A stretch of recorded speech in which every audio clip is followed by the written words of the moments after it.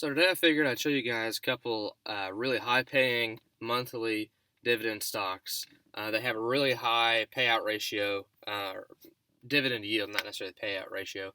But I got two of them here for you that I'll show you today. The first one is Whitestone. It's a REIT, which is Real Estate Investment Trust, and as you can see right now, it's trading for 6.47, and it has a dividend yield of 6.59%, which is really good.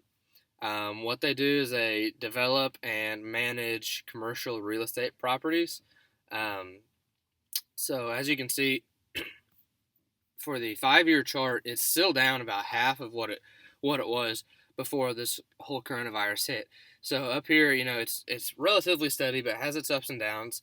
But around $10 to $14 is what it tends to trade at. And after this, it's down to $6.47. So if we head over here to dividend.com, which is a website that I really like to use when looking at companies, we can see that it pays 3.5 cents per month during all 12 months, and it has a payout ratio of 42%. Now, the payout ratio, it shows how much money they pay out in dividends compared to how much they earn. So if um, they pay out 42.86%. You can see down here, of all the profits that they earn. So 42 cents for every dollar that they make, they pay out in dividends. Really, you don't want anything above 100% because that means they're paying out more in dividends than they make in a year. So it's either not going to be sustainable or they're going to have to really ramp up their profits. So this Whitestone, sorry about that, Whitestone REIT is the first one, and I'm going to have to be buying a couple shares of that. I don't know how crazy I'll get and how many I'll buy, but 3.5 cents per month, I mean, that's pretty good, especially at a yield of 6.59%. So the other one, other company I was going to show you is Prospect Capital. Wait on that one to load. Prospect Capital is $5.31.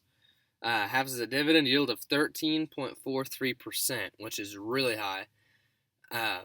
PE ratio of 4.3, and it says here this one's a business development company, so the firm engages in lending to and investing in private businesses. Here's the earnings chart. So they have not lost any money per share since Q1 of 2019. I actually owned this stock in the past whenever I messed around on Robinhood for a while back. But if you go up here back to dividend.com, take a look. They pay out 6 cents every month. They have a payout ratio of 100%. So 100% of the profit that they earn, they're paying out in dividends. I don't know if I'd say that's good or that's bad. I mean, at least it's not above 100%, but they're not keeping any retained earnings to invest back into the business, which is the only thing that I have an issue with.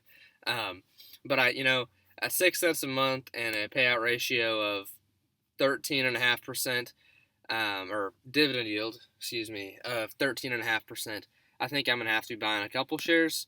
Let's take a look here at the 5-year. So it tends to say pretty steady.